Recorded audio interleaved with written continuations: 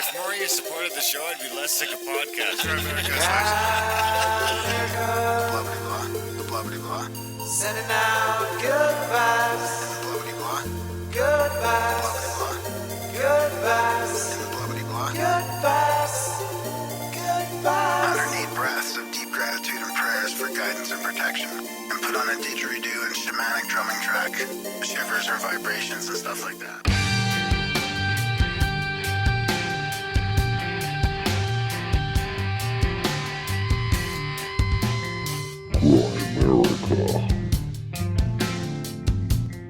Well, it was really important for me to show those quotes, both for my own peace of mind to say that I put the best stuff forward, but I think also for the readers, it's important to see that much credibility from people like Max Planck and Erwin Schrödinger.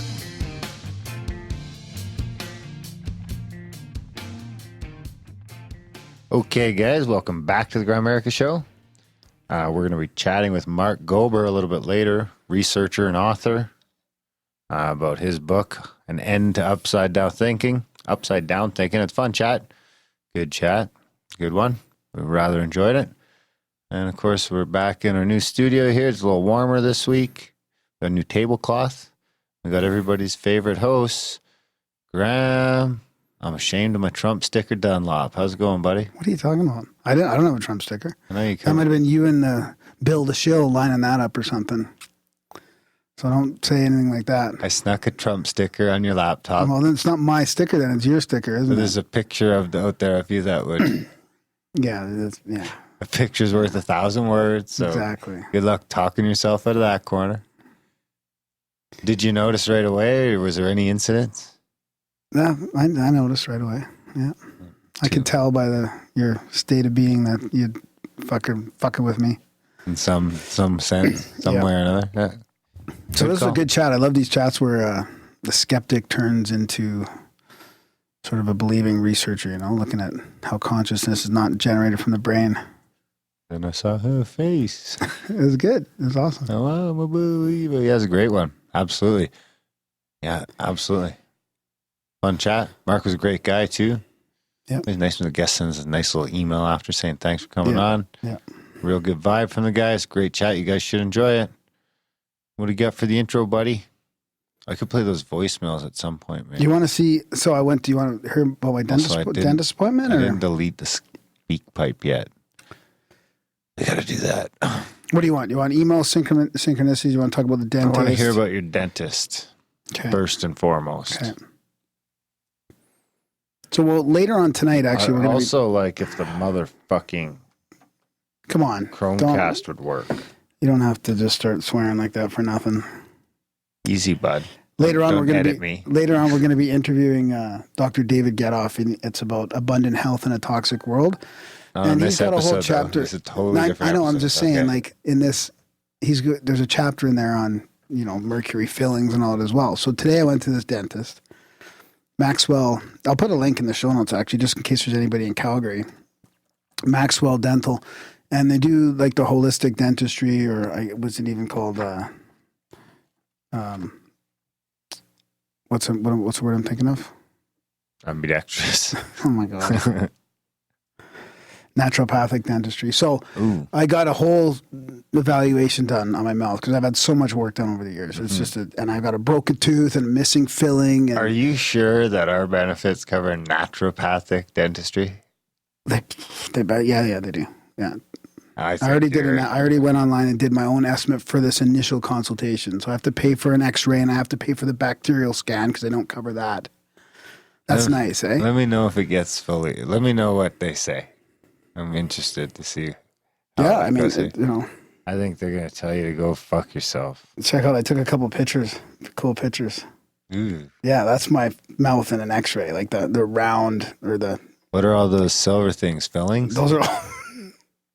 My mouth is full of crap, like not mercury fillings, but... Nice. Can I have that picture? You sent me those? Who took those? I did. Look at... That's my bacteria. So they do a it's here. It's a dental assistant talking about my bacteria. What's that shit? Your bacteria? Yeah. Watch.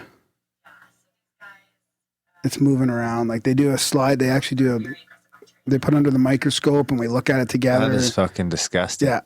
It's my plaque. Is that good or bad? That's bad? It's bad. Most people I don't mean, have that? No, most people do. But you don't But want it that? really gives you a visual of what's going on in your mouth. You think Why that's why real? they say to clean it. What do you mean do you think it's real? I watched her put under the microscope. Oh, There was a piece of food in there and like I there was a thought- big blob that was unknown. Actually, I took a picture of it. She's like, well, I don't know what this is. I better get a hand checking this out. And it was a piece of my leftover lunch. That's it there. that is fucking disgusting. Can you So put they- those pictures in the newsletter? I'll put them somewhere, yeah. Let's put your dentist experience in the newsletter. So they give us a book too, uninformed consent. Actually, one of our past guests talked about that. So I basically had the whole thing, my whole mouth analyzed, and then they take these HD pictures of your mouth with these mirrors and everything, and then the dentist does a whole review with you, and he shows you each picture, and he shows you all the old fillings that I have and how they're all like decaying around them. And root canals that I have that have infections in the top, and my I only have one mercury filling, so I'm gonna get that taken out, I'll take it and then out I for can you. start that proper heavy metal detox. So, yeah, pretty informative. Gold's not a heavy metal. What? Gold's not a heavy metal. You said you had some gold teeth. All in the back of my bridge is all gold. That's all those things you saw in that big X-ray of my mouth. Those are not mercury. Like that's not all mercury. Good to know we can hawk your teeth when Just to make rent once a month. he says, "What happened? Hockey?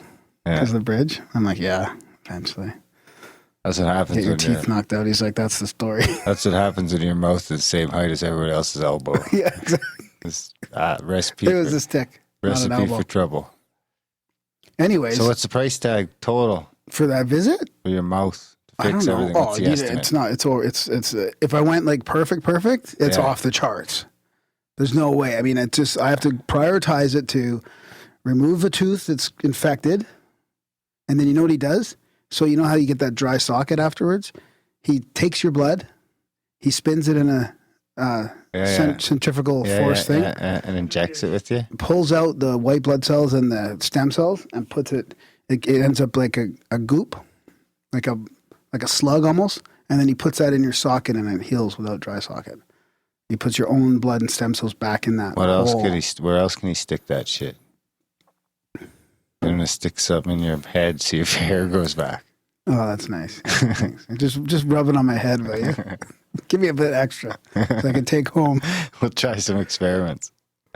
Yeah, you imagine that? You had So, some yeah. great hair when you were younger. We could market that shit. Oh yeah, you should see the fro I had when I was we'll younger. clone- I guess that's not good to say. We'll clone it. I think you could say fro. Can I? I had a mullet. Like, I could pull the hair into my mouth. I'm not from sure you could say around the- mullet.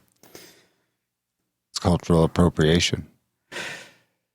from the 80s. You can appropriate 80s culture. Oh, yeah. That's a problem. You're appropriating a decade. That's okay for now, but I don't know. We should make that up. That's good. You can appropriate times instead of cultures, Eras? eras. Appropriation of eras? Anyways, it was a great experience. Like, really kind of learned a lot about why you got to take care of shit. Absolutely. Yeah. I'm looking forward to getting that one thing of mercury out. The other one's pulled for the infection and everything fixed up. And It's always good. I'd like to do a run through like that. I hate the dentist. I could use a cleaning. Hate the dentist. I know. This fucking drives me nuts. I know. What else you got, buddy? Oh, A lot under the weather something. this Okay, week. So. I got something really interesting. So our buddy Mike from Which Vancouver. Mike? Friend Mike Oh, I from think Vancouver. our other buddy Mike might come by tonight. Oh, really? Yeah. Okay. Truffaut. Oh, cool. So Mike found a connection between a UFO sighting in 1981 that was recorded by some cops Hmm. and Apollo 10 going over the dark side of the moon. This is going to blow you away. These What found day? This Apollo 10? What day? I don't know. I need to know what day. Well, I'll let you just see. So I'll play you. So it's the sound of the UFO that the UFO makes. Thought you didn't Okay. have glasses today. You're bitching about I glasses. found them. What's the day? Okay, I need this to know is today. well. I'll get that for you later. This No, this I need is to know today. so this is 1981. Listen. I think it's moving out, you guys. Darren, listen. Moved up to a higher vantage point, so you tell us what it does. And listen.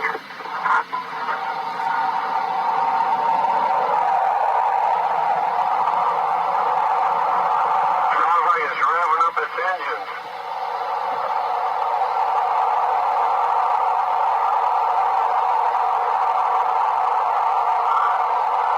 Can you hear it? I hope. 'Cause it's sure cold out here.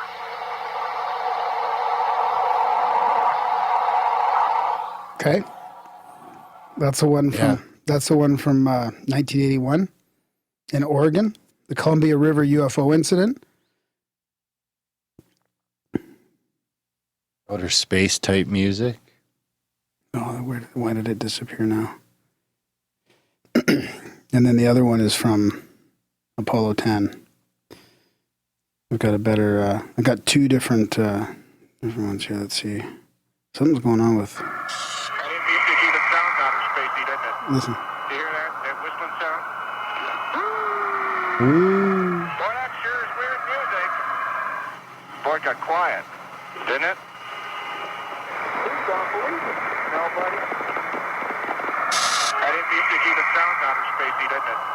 Do you hear that? That whistling sound? Boy, that sure is weird music. Who's gonna believe it? Nobody. Are you listening? Boy, it got quiet. believe this? Yeah, I'm Didn't it? looking for a date on the site. I've got actually They're almost identical.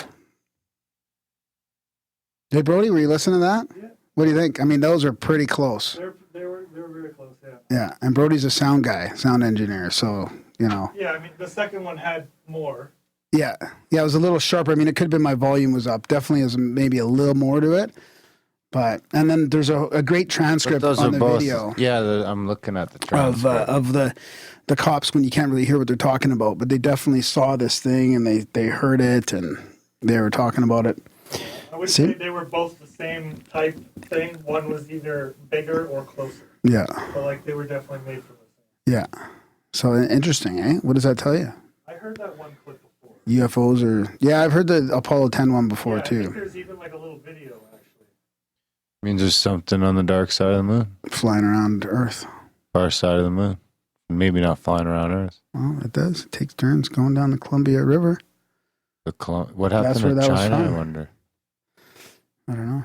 Ooh, which part of the Columbia? I'd like to have What a part of the full Columbia update. River? I'd like to have a What full part of the update. Columbia River? I don't know. We should go sail down the Columbia one day. Yeah. We'll jump on in Revelstoke, float to the Pacific. Yeah, that'd be fun. We'll go to Gearhart. Can you go the whole way? You'd probably Can die. you jump the border? Do they have a border crossing on the Columbia? There's probably a few Just- dams too. Darren can teach you how to portage. You'll make it. There's probably a few dams too. Just get some rubber dinghies and go for it. Because you should be able to like paddle off to the side, or does the dam suck you right in? I don't want to go through any turbines or anything. Usually there's a rope you could grab onto as a last resort though, and then they'll come rescue you. Yeah, I don't think you're supposed to go over the dam. All right, so I got a beef here. So for the listeners, boy, the so couch beef? just so the listeners understand my side of the story about the whole moving with Darren experience. Okay, for So, the record, for the plan. it's not just moving into the studio. It's I know, okay, I know. okay. I've moved stuff with you before, and it's very Okay. awkward Yeah. from my end. I bet. Because like I like You're an to, awkward guy. If you're It's going to okay. squeeze through a fucking doorway with a big couch, you plan it out a little bit. Darren just wants to shove the thing right through. You're going upstairs and you're stopping. Go, okay, how do you want to do this? Right? That's all I'm asking. Like, you want to turn it on its side? Do you want to? It looks like we're going to have to angle. It's not going to fit. Just jamming it right through. But he just wants to just go up the stairs and just go right through, like, not even talk about any of it. Just fucking push it through everything. And this is what the whole moving experience is like with you. And that's Yeah. why you broke 2 TVs on your way to the studio. Because you didn't plan it out at all. Where do these TVs go? Oh, I the don't know. Maybe, TVs broke maybe because they face were to face. frozen. Oh, they're frozen? I think so. So you didn't plan that out Putting either. them in storage could have fucked them. I didn't plan the reheating of the TVs. Yeah, but So that's where I'm coming from. I just want You're a just little trying bit of to plan planning. it out? Just Just a want- little bit. Just so you don't wreck walls or couches. We're gonna or... carry this couch up these stairs and out the door. Okay. It doesn't even fit in the door sometimes. You know, you got to turn It it on always its side fits. or whatever. When You hasn't got- it fitted? You know, you're just constantly trying to adjust for you, just trying to cram Always the fits. piece of furniture Yeah. forward. Yeah. And that's how- the awkward part, just us trying to adjust to your like just ramminess. No, just you. With Your most people, it's ramminess? pretty. Oh, right. Most people are pretty intuitive. I'm intuitive. I'm just intuitive that we're going to wreck something in the place. It's okay, man. You just think of it as a blessing. All right. I don't care. You don't get I'm caught- not offended. I'm you just don't- telling you my side of the story. It's You funny don't how- get called to move stuff often. Maybe 'Cause you that's part of the suck at grand it. plan, eh? It's okay. You know, you're. Luckily I've been busy enough times that now it's people don't call me anymore. I've been busy enough times and haven't been able to help that now I don't really get the call for moving anymore. Yeah. And you suck at it. So a combination of those things. The last 2 times we moved, you had to drive to Saskatoon. Yeah, exactly. And it was planned out like weeks in advance. It's No, not it's not I like we was just planned decided already. like the day before, No, like, I was planning hey, it out. fuck, we're moving tomorrow. Actually, I think one of them was like 3 days ahead, and I'd already planned it long ago. So don't think They're I both don't think weeks I ahead. was, It's no. like, oh shit, I'm out of town that No. weekend. Tough one. Thanks, guys. Oh, you got to move the studio? Oh shit, I'm out of town. Well, it's good because you didn't want me anyway. So, That's right. I mean, it worked out. Oh, good. the heavy panels moving with you is super awkward. A 400-pound panel Yeah. with you not planning a thing, just fucking ripping them down and Like throwing them on a fucking cement they're rolling like block. 200 pounds. Do you remember how we got them in the studio, rolling them on Yeah, your that's right. cement blocks? Ramming things through is the way to go. If we're for ramming things through, we'd still be planning Grimerica. You're just right. It's got to be a happy medium between ramming and planning. Not when you're moving shit. With podcasting, maybe. Not with moving. Or not with building. Listen, we planned already. We're moving this couch up the stairs, out the door. Yeah, but what if it doesn't fit through the doorway properly? Like you don't even take That's that never into account. happened. You're just That's like, never happened. I've had to that's put literally couches never off the happened. balconies because they don't fit down the stairs. They don't fit. Do you have what happened to you? Tell us the story. Tell us the story of what happened to you. Maybe I fell off the balcony with a couch or something. Maybe maybe it was. Is how it happened? Something I happened. don't know. Maybe it was moving as a kid. Maybe I got real stressed out moving as a kid. Maybe there's some leftover baggage there. Feel like delicate about it, and awkward. You know what it is? You It's- want to help, but you don't really want to get in there. You know what it is? What? There's a mouse in the studio. You know What? what it is? Yeah, there's a mouse in the studio. Oh, there's a mice here. Good. Coming with diseases. It's gonna chew the tables. You can see the mouse right now. Yeah. Look at him. What, through the camera or through? No. Oh, The window here. He's on your well, shoulder. don't tell the people that rent the space out there. They already know. What was I going to say? You know what it is, honestly, is you've moved a lot for work. We got to get You've mouse moved, traps. like for your work, you moved Don't a lot of point. heavy That's stuff, pointing at me with a marker. right? You moved a lot of heavy stuff. That's right. So you're probably very used to just ramming shit around because That's right. you know, and for us normal people that don't move stuff for a living, you'd want to be a little more careful. Okay. Actually, And I you did know, have a rock most fall of on the my people toe I when was goal panning, chum right? around with and move with are working people, construction people who Yeah, are more skilled in the moving of things Yeah, than maybe. my podcast buddy. That's okay. all right. I'm not You offended. had a lot of finesse to the show. You're not I'm not offended. offended. It's more like triggered. I'm not even triggered. I just want to tell my side of the story.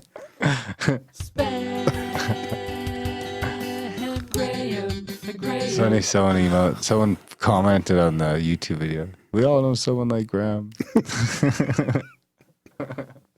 One of my friends was like, I was listening to your podcast. I don't know what Darren was talking about. Something about you moving or something. And he's like, you're not, what did he say? He said this same thing. Well, same thing I said.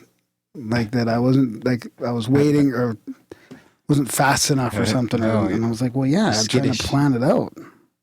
It's okay. Your friend agreed with me? No, he agreed Oh. with me. Yeah. Of course he did. You probably only chum around with people that agree with you. He's stuck doing this podcast with me.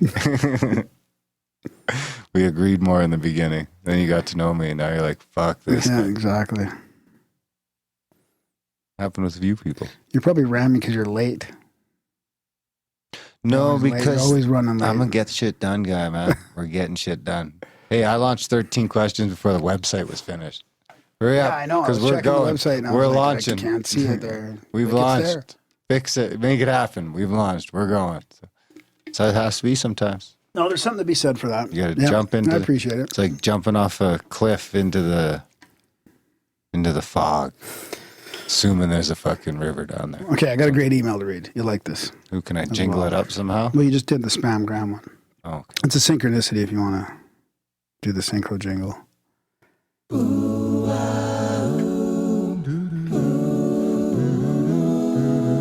Synchronicity. It's time for another installment of the Canadian Third Party Synchronicity Rating Authority.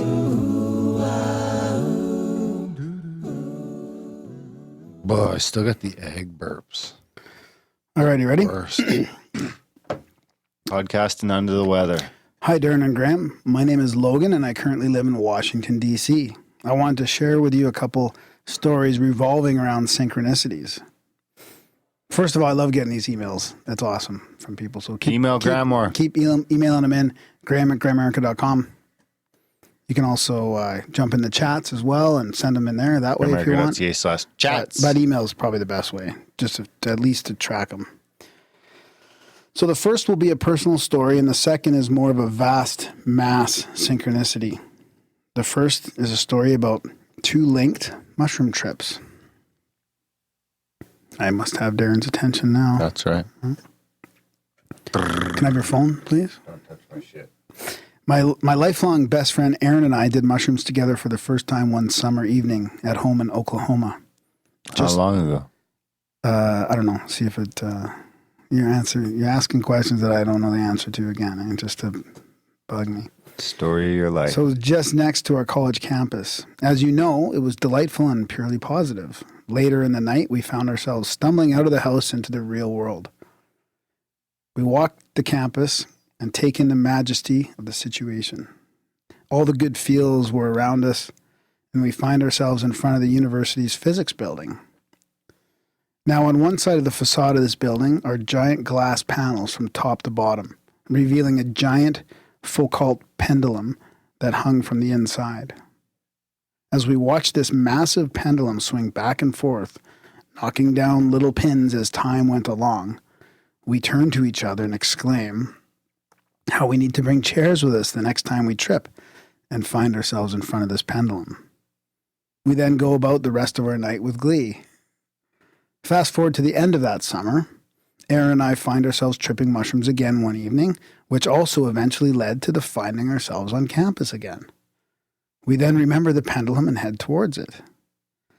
Now keep in mind this is late at night on a deserted campus in the summer. As we come around to it, we can't believe what we are seeing. Sitting right in front of the pendulum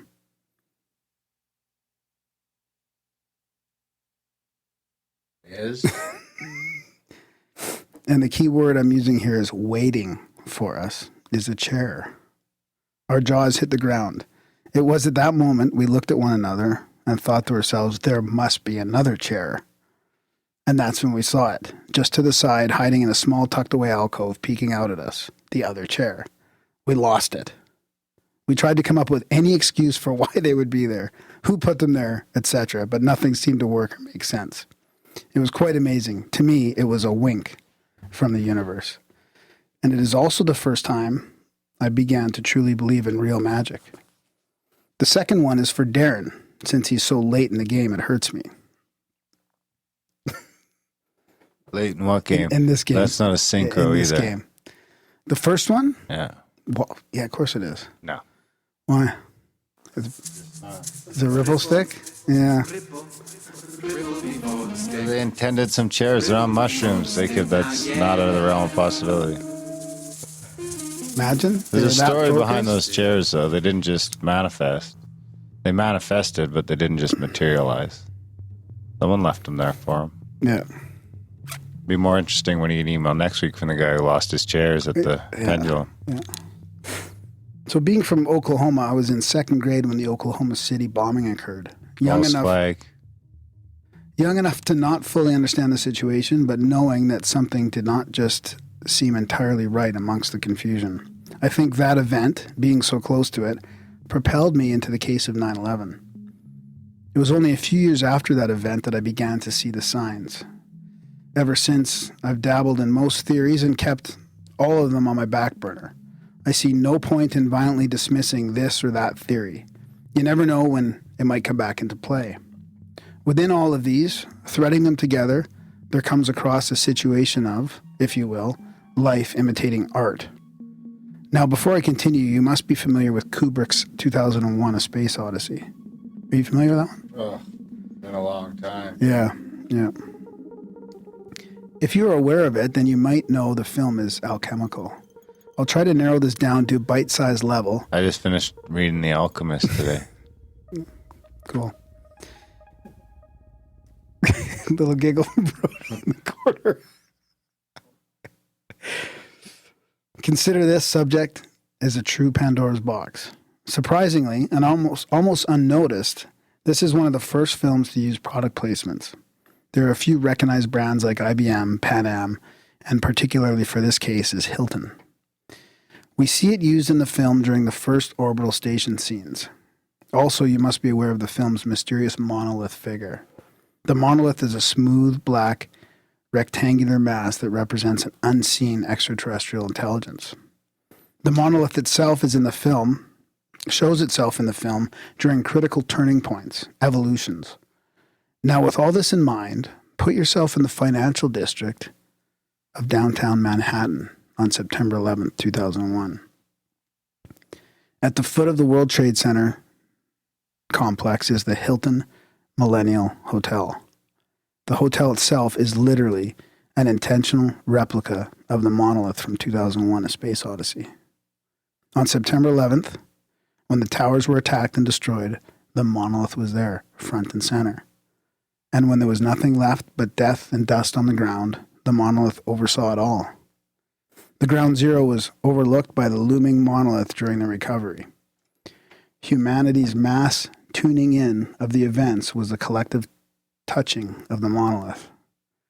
I would love to go into further detail, but I will hold that for potentially another time, as this is just a friendly hello from an Oklahoma in the swamp. I do believe that something beyond Oklahoma, I guess that's probably like a derogatory nickname of a guy from Oklahoma. Yeah, I'd watch that. Well, that's what he put. I'm going to read it. Okay. Well, I'm not going to censorship our emails here. I'm going to here. write you an email. All right. Bye. Under an alias. Yeah. I do believe that something beyond crazy happened there after I personally witnessed a giant invisible pyramid where they once stood. I also believe that whoever or whatever did it created a religion on that spot. Something, Saturn worship, which I found proof of, photo supplied. Thank you, boys, for your hard work. I've been listening for almost a year now, and I'm about to get ready to support this show once this DC shutdown furlough game is over, if it ever ends. It is over. But don't worry, if you are reading this aloud, I am blowing you kisses. And then he sends a couple links. And then he says, attached images. And I can show you a couple of these images, which I don't remember seeing at all. And I'll show you another one here that's just really, really interesting.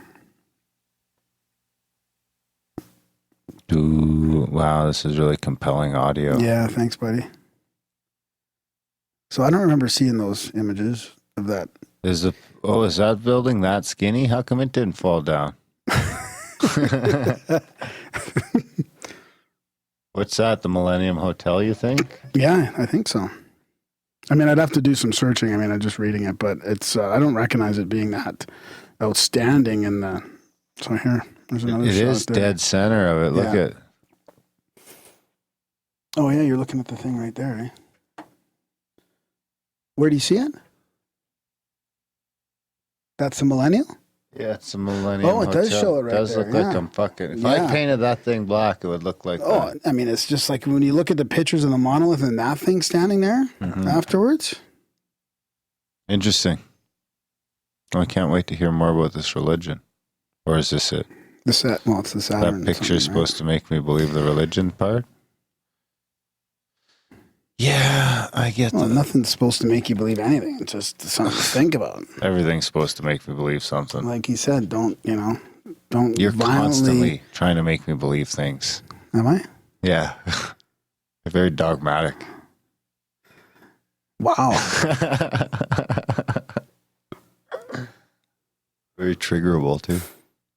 So what else you got? Anything else?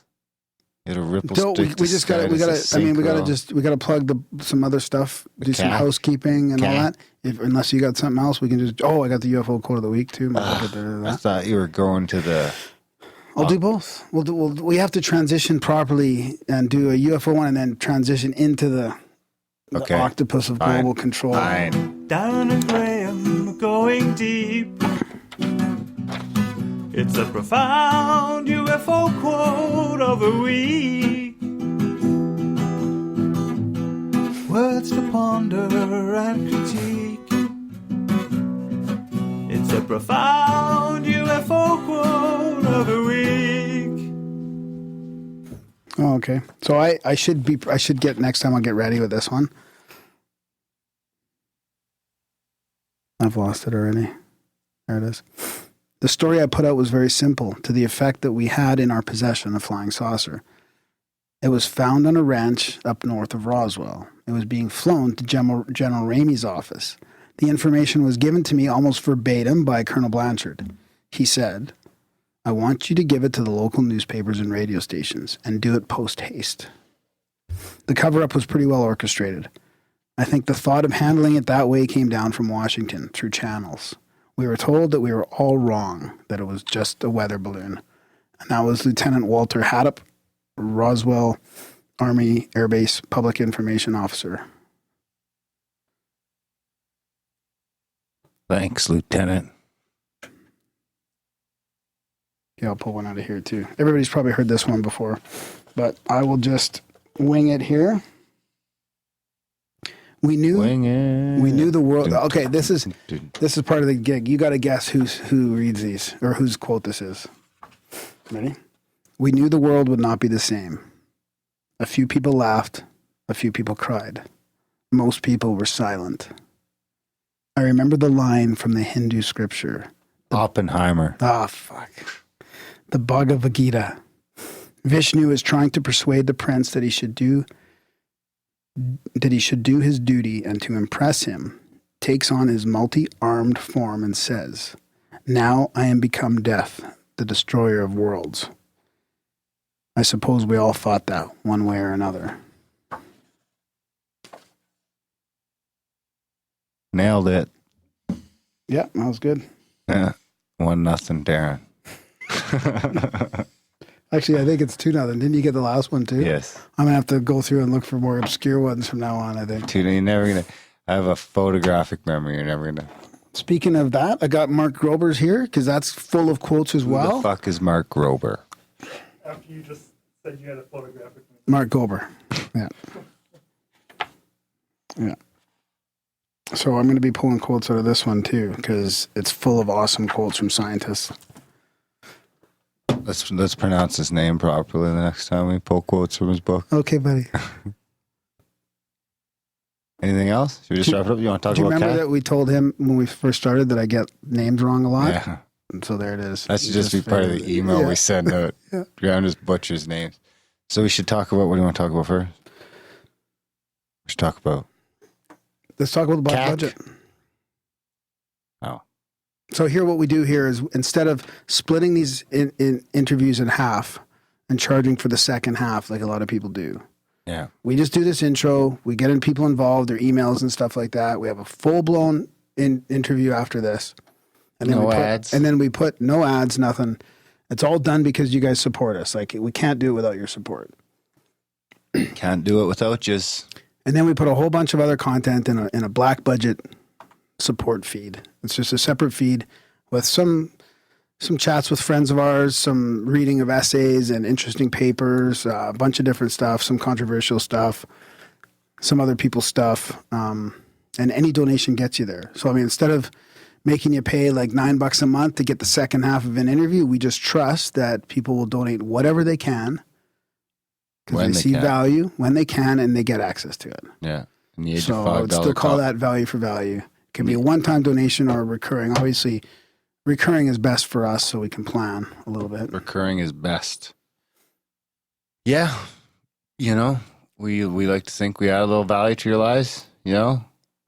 In the age of $5 coffees, $3 coffees, whatever the fuck coffee costs these days. I think $1, $3, $5, $7 a month for a monthly support of your favorite podcast or second favorite podcast, probably favorite, is not too much to ask. So I like to see 1,000 people signed up by the end of the month. That's only 700 to go. 600 something. Anyway, seriously, we don't have a lot of supporters. We are, you know, Super grateful for all of them. super grateful for every single supporter we have. And we didn't go out planning this, but it turned into a good thing. And it And spiraled people out of started control. donating, and we're like, okay, we're going to do this. We're going to And get an now office. we're doing it. Now we have to pay for the office. Yeah. The rent comes due. Yeah. So yeah. And we also started up another podcast. You want to talk about that, Darren? Well, first we should give out the support link. Oh, yeah. Okay. Grimerica.ca/support. You want to support the show?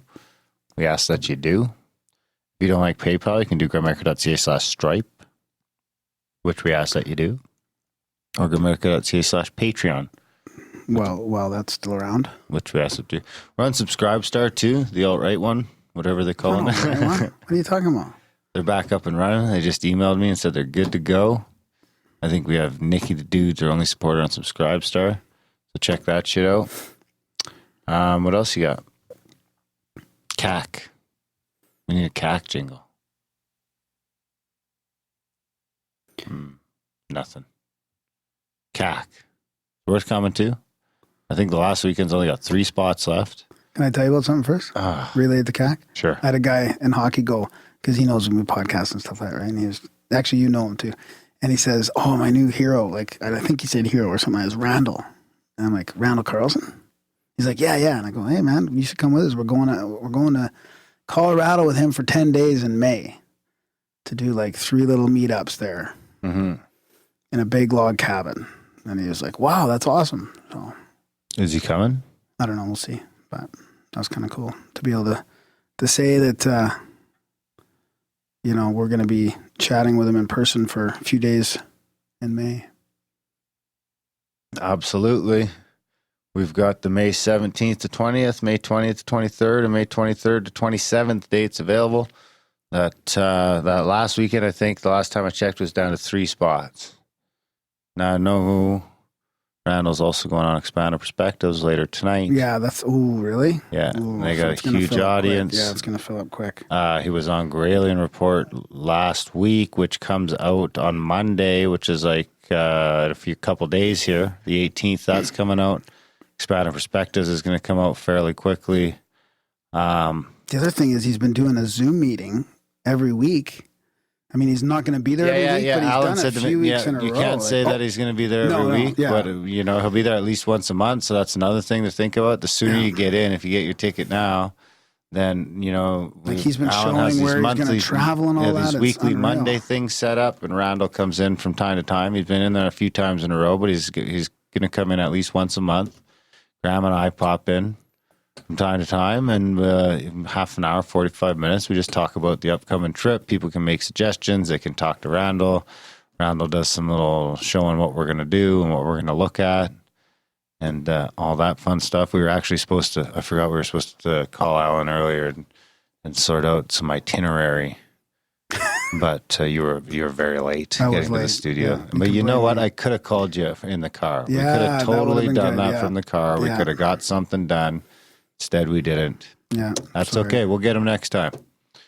Anyway, that third weekend's only got about 3 spots left. We are over 1/3 sold out. And, I mean, that first third, the first like 15 spots went quick when we first mentioned it. So if that kind of effect happens with the Grailian and expanded perspective communities as well, this thing could feasibly be sold out by the end of the month. Yeah. That's what I'll say. Yeah. So, I'll leave it at that. You know, I don't want to put too much pressure on you, but it's looking real possible. I would say describe it a bit more for too, sure you know? by the end of the month, it's probably going to be sold out.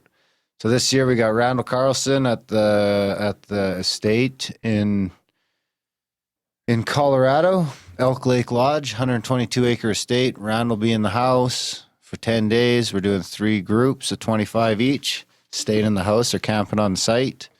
We'll have a catered event. We got a couple of so it's catered lunches and breakfasts. You're on your own for dinners. And we got we'll have transportation for all the excursions. There's an excursion for each group. So there'll be an official field trip with Randall for each group. Randall will do a presentation the other day. We'll probably do some podcasts and stuff. And then there'll be some time for people to maybe go do some sea setting with Graham or go to Chimney Rock. Or, C5, yeah. Yeah, I might go check It's close out to Four Corners, too. It's close to Four Corners. Yeah, I'm talking with Keith down there, Keith and Gage, a couple of local Grand Americans from the area that are taking care of the catering. Oh, and nice. And we might see if we can go check out a grow op or something like that on one of the days. Go for it. They know a bunch of people. It's Colorado, right? Yeah, it's the Wild West, so that. we'll do a little getaway. See how Graham just like flattens out. It's like, oh, C5. Oh, go for it. Go for it. So we might do that. Yeah. Well, the dorks are doing their CE5 in. We'll go look for UFOs and you can go look for your grow up. Yeah. We will. Fine. We'll ask questions. We'll sample. You guys will just walk around looking up like. We're not walking around. We're going to sit in a circle, meditate, play the singing bowl, catch some UFOs. Catching them now? Yeah. Huh. Have you caught one yet? You'll get there, With buddy. my eye. You'll get there. I wonder when they'll make a camera good enough that you can just stick it on your forehead and it looks just like your eyes do. It sees everything you see. Yeah, that's the problem with these cameras. They don't really see for landscapes and stuff like that. You can hardly see anything. Yeah. Nah, it never works. Just don't work. Anyway, it's worth checking out. Like I say, it's going to sell out fairly quick. I'd get in there now, and then the sooner you get in there, the sooner you can start joining the Zoom chats with Randall and the gang and start planning your trip. Yep. Down there, great area. So it'll be fun. Graham will be there. I'll be there. Be hanging out. Randall will be there. So head over to badcomment.com. Has all the information, pictures of the place, all that stuff, and links to sign up. So the updated Everything's link, at badcomment.com. The updated link will be in the show notes, or can they also email still? hdtravel.me still works. Badcomment.com / hdtravel.me. Bad comment is just more ring to it, right? Bad comment, the comment that hit and caused the ice. Okay. Just wasn't sure if you were there or not. I got it. Okay. Yeah. Okay. It wasn't. You seemed like wasn't sure. No, just things change halfway through, and I have to remarket it. That's okay. What are you talking about? Can you still email? hdtravel.me. The other email still works. Okay. Take it easy. What is it? CAC Take it 2019 Yeah. at hdtravel.me. There you go. Okay. Yeah. Take it easy. Good. Step back from the ledge. Mm-hmm. I think that's it, right? 13. Breakfast, lunch provided. 13 what? Questions? That's about it for the cat. Oh, yeah. Okay. I thought you meant overall. Did we already beg for money? Well, yeah. And the black budget thing. Yeah. Right on. So that leaves us with gramerica.ca/chats and the new podcast Graham and I started up. It's officially in the iTunes store and on Spotify. With help from some other guys. With help from a ton of people. Adam, Mike, Ryan, specifically. Yep. Anyway, Jordan. Yep. Jordan's actually on a couple of the first episodes. Cool. Yeah, that's right. Definitely worth checking out. Head over to 13questionspodcast.com or just search for it in your favorite podcast player and you'll find it. It's on Spotify as well. Check it out. It's people have listened to it so far seem to be really enjoying it. Yep. So hopefully we really enjoy doing it. Yeah, it's a fun one to do. Absolutely. But I think that about wraps it up, guys. We'll get out of here. We'll let you get to your interview. It's enough of our lazy ramblings. Enjoy the chat. Mark Gober.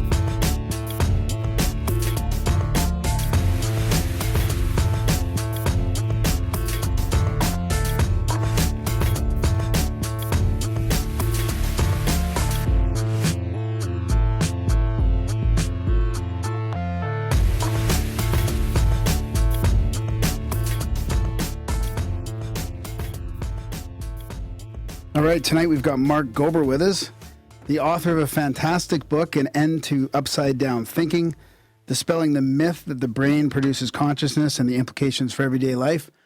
And Mark's got an interesting story about how he started out in business and started listening to podcasts, which kind of led from a materialistic, kind of skeptical view of the world to writing this awesome book, kind of battling materialism. So it's really good to have you on and chat. Thanks, Mark. Thank you for having me. Yeah, it's awesome, man. I read most of the book, skipped some of the inside because we've talked about a lot of these topics before and done a lot of the research, had people on that have done a lot of the research and that you reference in the book. But I don't know where you want to start. I mean, I'm always interested in the journey of you, and I love the journey of the materialist changing to really like start looking at the evidence. There's evidence all over the place for this. That hey, our brain doesn't create consciousness. So maybe we could start with that, but I definitely want to leave time for talking about the implications, which you wrote, quite a large section of your book is the implications of how this change in thinking can affect our daily lives. Yeah. So my background, as you mentioned before, is in business, and I still work in business. I'm a partner at a firm in Silicon Valley called Sherpa Technology Group, and we advise tech companies on their business strategy and on their intellectual property. And prior to that, I worked in investment banking with a large firm called UBS in New York. That's what I do professionally. Mm-hmm. And it wasn't until 2016, August 2016 was the first time that I got wind of some of this stuff. But prior to that, I really just had never heard of, first of all, the question of consciousness. That wasn't even on my mind. I thought there was just kind of a foregone conclusion that the brain is what produces consciousness. And when I say consciousness, I mean the subjective inner experience that we all have right now, where we all have this awareness that's not really tangible. And my assumption was that we already know that comes from the brain. There's a lot of complex stuff happening in our skull, and it produces the awareness that we have. So that has a big set of implications if you take that literally. If you say that the brain is what produces consciousness, then when the brain dies, when the body dies, then it's over. That means there's no consciousness, no memories, no feelings. So with that set of beliefs, it's hard, if not impossible, to come up with meaning in life. So I didn't talk about these things, but in the back of my mind, I would always say, well, life doesn't really matter. It's just a rationalization to think that anything matters. And if I'm going to be honest with myself, then I can't come up with meaning when there isn't any meaning. And that was kind of how I thought about things, but never questioned it much because I thought science was just converging in that area, and that we had moved away from other sets of beliefs as a society. So when I first stumbled across these podcasts in 2016, it started with Extreme Health Radio, which it's a health show. I wasn't even trying to learn about consciousness. I was listening for alternative health stuff. And they had a woman on named Laura Powers who talked about her psychic abilities and the ability to communicate with non-physical entities and to work with energy. It was the first time I had heard anyone speak about those topics beyond science fiction. So at the end of that episode, Laura mentioned her own podcast, which is called Healing Powers, where she interviews other people that have had these types of experiences. And I ended up listening to that whole podcast dating back to their 2011 episodes. So I listened to like the whole thing very quickly. And it got to the point where there were so many independent accounts of this stuff from people that were not connected to each other. So I couldn't reason that they were all lying. I was just very confused. I'm like, wait, is it is there some kind of mass delusion going on, or what's the deal here? And that led me to then do a lot of the scientific research that I chronicle in the book. And after researching for a year, it was just a year's worth of really nonstop researching outside of the office, because I just wanted to understand this stuff. And for me, it was a very radical shift in just how I thought about life. The book came later. It was after that year of research that I said I wanted to put it on paper. But my initial intent was just to understand this stuff so that I could understand more about who and what we are and what this reality is that we're in. Because I think having that basic underpinning is what governs how we act in the world. And if I had to shift the most basic assumptions, and that has big implications for how I think about just the meaning of my own life. Yeah. That's super interesting. We found that on the show over the last 5.5 years that people are starting to open up to these experiences that are generally unexplained in the mainstream paradigm. And I think that that's one of the things that, on top of all the evidence that is out there, and on top of all the, like the challenges with getting peer-reviewed journals, like these things into peer-reviewed journals, which you also talk about in the book, is just the amount of experiences that people are having, or that they know of loved ones that have had it, and that they're able to now. It seems like we're finally getting to the point where people feel like they're comfortable enough to share this, and now we can sit here on the show and talk about this kind of thing. I think that's one of the big things that's helping as well. And, I'm glad that you recognize that, because for me, that's one of the big parts, is not just the science of it, but the sheer amount of anecdotal evidence that people are having these unexplained experiences. Yeah, that was a big one for me. And what I've noticed now that I've come out with this book is that more and more people are opening up. Yeah. And they'll say to me, well, I've had this experience, but I never felt comfortable speaking about it. So that's what I'm finding, is that these experiences are not uncommon. And that is not surprising, given that I now think the reality we're in is a consciousness-based reality. So these things are actually not paranormal at all. They're what you would predict to happen. Yeah. So what were some of the other things that attracted you to go down this rabbit hole after hearing powers and the sort of the psychic part of it? What other kind of areas of this drew you in further? To me, the biggest draw was that there were so many different areas.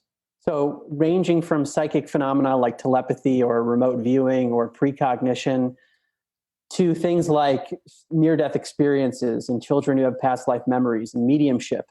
There were all these independent areas that did not conform to the materialist assumptions that the consciousness is confined to the brain, consciousness is produced by the brain. But those phenomena, all those different phenomena that I explained and more, those could be explained by this alternative paradigm, by saying, no, consciousness doesn't come from the brain. We just have to view the brain differently, more like a filter of consciousness or an antenna receiver or something, some kind of processor rather than the producer. So that was a huge thing for me, that it wasn't just one area. It wasn't like a really good study on telepathy, even though that exists. It's the fact that there are so many different areas. Were you surprised that all the science that was already established for this, all these different areas? Because there's a lot of studies and a lot of research in each of those areas that you talk about. Yeah, I'm still surprised. Yeah. I mean, the fact that the U.S. government had a 20-year program, 20-plus year program on remote viewing during the Cold War, that Princeton had a lab for nearly 30 years run by the former dean of engineering, that the University of Virginia has been looking at children with past life memories and other phenomena for more than 50 years. These are big institutions that are looking at this stuff and that are finding evidence. So I'm still surprised by it. And it's one of the big pieces of feedback that I get when I just talk to friends and other people about these topics is that initially they don't know how to respond if they've never heard these things before, because they just haven't even heard of the evidence. So it's difficult to refute it, other than, wait, if this were real, then more people would be talking about it. And yet they're not. So there must be some trick here, and it must be fraudulent. Yeah. And I think that there's really an information asymmetry. The information isn't getting out there enough. And that's why one of the reasons I felt so compelled to write the book, to put all this evidence into one place so that it's not so out there anymore, that this is just what science is now pointing towards. Like in any other kind of scientific revolution we've had, there's an accumulation of evidence, and then all of a sudden the paradigm shifts. Yeah. Yeah. So if it's a consciousness-based reality, is that more along the line? Do you think that more along the lines of if our brain's not creating the consciousness, is it like a kind of like we're like an ant where we're feeding off some sort of a group consciousness, or is it something more along, something larger than that? Like cosmic? Something cosmic, or is it, is it some sort of a simulation, or which way do you think it points there? The way I think about it generally, and I think it's difficult for the human mind to try to conceptualize and linearize these concepts that are so maybe even beyond what we can comprehend. But the reason the book is called An End to Upside Down Thinking is that what I'm calling upside down thinking is the idea that matter is fundamental in the universe, materialism, and consciousness comes from matter through a material brain. And what I'm arguing is the flip, which is that consciousness is fundamental, as Max Planck, the Nobel Prize winning physicist, said. He said, I regard consciousness as fundamental, and I regard matter as derivative from consciousness. He said that in 1931. So the way I view reality is very much along the lines of what Dr. Bernardo Kastrup says in his book, which is called Why Materialism is Baloney. He says, imagine that reality is like a stream of water, where water represents consciousness. And each of us is like a whirlpool within that broader stream of consciousness. So the whirlpool is made of water, but there are delineations so that we have an individual experience, and yet we're still connected as part of the same consciousness. So that's the way I tend to think about it. And to quote Erwin Schrödinger, another Nobel Prize winning physicist, he says, in truth, there is only one mind. Yeah. There is no cat. So it's like, it's close to like what Bill Hicks said, and we're just like the imagination of ourselves. I like that model. Yeah. To me, that's a model that can account for all these different data points. It can account for a lot of magic and stuff too, right? Then it all you can tie it all together from there. That's how I see it, is that we can explain a lot of things if we just flip the placement of consciousness. It doesn't mean that we get rid of many of the things that materialism have given us. We've learned a lot from materialism, and we can still learn a lot from it. It's just recontextualizing it. Yeah, it's not instead of, it's adding to, it's both. I agree. Yeah, that's because I really like that, because I always like to argue that, placebo, magic, affirmations, intentions, it's all the same. It's all a different stroke of the same brush sort of thing, or, it's all the same somehow. And this kind of ties it all together. It kind of puts it kind of gives it some context. Exactly. And another thing that really surprised me as I got more and more into the research. So I should start by saying, initially, I didn't have this framework where I said, it's a consciousness-based reality. Initially, it was a bunch of phenomena that didn't make sense. And then I heard of people that were arguing for this consciousness-centric picture, and I realized very quickly that it all fit together. But another reason I like that model is that the consciousness-centric picture conforms to our own experience, which is that we always experience things subjectively. It's always experienced as a consciousness, right? I see the computer, I see the chair. Any experience I have starts with I, the consciousness. So to say that anything exists outside of that experience is possible that it exists, it's just not provable. And if we take that out even further, do a thought exercise and say, imagine that there was a material universe, but there was no consciousness in the universe. Could that universe exist? Yeah. Right. Technically, it could exist, but we could never prove it because we would not have any consciousness there to actually verify that it exists. So ironically, materialism, which says that matter is preceding consciousness, that requires a leap of faith that something could exist prior to and outside of consciousness. So that to be really, really skeptical, I think it would be to start with consciousness, because it's the only thing that we can actually know for sure. And it's interesting that Albert Einstein, back in the 1930s, he was a materialist, but he acknowledged that this was a leap of faith. So he was a materialist, and he said, I cannot prove that my conception is right, but that is my religion. Yeah. Acknowledging that leap of faith that's required to accept materialism. Yeah. So to me, the really skeptical position is that all we can know is subjectivity, is consciousness. So to start with consciousness just makes sense. Yeah, that does make sense. And it's very similar to, didn't you find some similarities with ancient Eastern religions and stuff like that as well? I mean, this is kind of stuff they've been talking about for thousands of years on a more, esoteric level. Absolutely. Yeah, that's what I'm finding, is that all of the mystical traditions whether it's the Eastern religions or Kabbalah and Judaism, Gnosticism and Christianity, Sufism and Islam, they all speak of this kind of universal consciousness that we're a part of, and they just say it in different ways. Yeah. The Akashic record. Exactly. Well, yeah, that too, right? I think that's the equivalent of the cosmic thing you're talking about, like the cosmic level of consciousness. To me, seems like the Akashic records, where you're just your receiver, your antenna is just tapping into that infinite library of knowledge of everything and that ever was and ever will be. I mean, maybe time's not even there. It's just you can tap into the past and the future, and So you eat a bunch of mushrooms. Where do the psychedelics fit into all that?